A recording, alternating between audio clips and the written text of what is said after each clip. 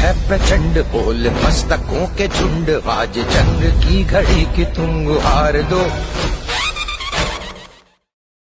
महाभारत के युद्ध के लिए श्री कृष्ण ने पूरे भारत में कुरुक्षेत्र को ही क्यों चुना था, इससे जुड़ी घटना जानकर हर इंसान की आत्मा कांप जाती है। महाभारत के युद्ध का जब भी जिक्र आता है तो कुरुक्षेत्र की रक्त रंजित भूमि का जिक्र जरूर होता है। महाभारत का युद्ध 18 दिन तक कुरुक्षेत्र की भूमि में लड़ा गया था। महाभारत काल में कुरुक्षेत्र को कई नामों से जाना जाता है। कई पुराणों में कुरुक्षेत्र को ब्रह्मवत, थानेश्वर नामों से भी जाना जाता है। महाभारत के कुरु को पांडवों का कौरव या वंश का पांडु का पूर्वज बताया जाता है, जिस पर कुरुक्षेत्र का नाम रखा गया था।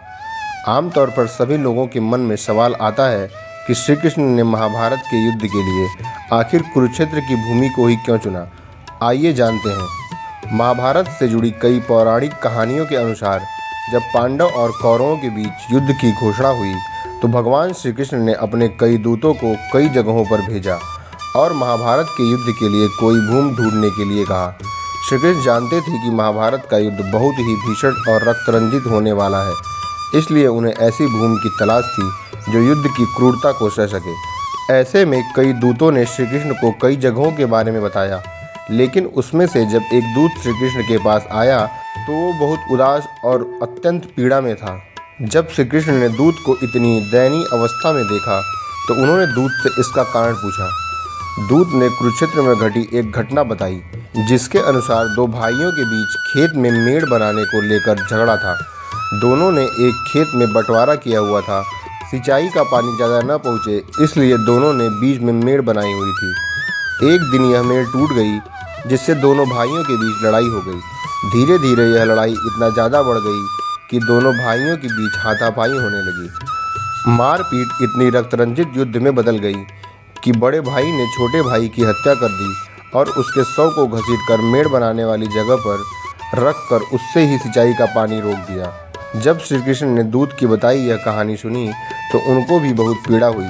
उन्होंने समय को देखते हुए कहा कि जिस भूमि पर भाई भाई के बीच इतना द्वेष है वह स्थान युद्ध के लिए सही है, क्योंकि यहाँ की भूमि में ही इतना कठोरता है कि चाह कर भी किसी का मन द्रवित हो ही नहीं सकता।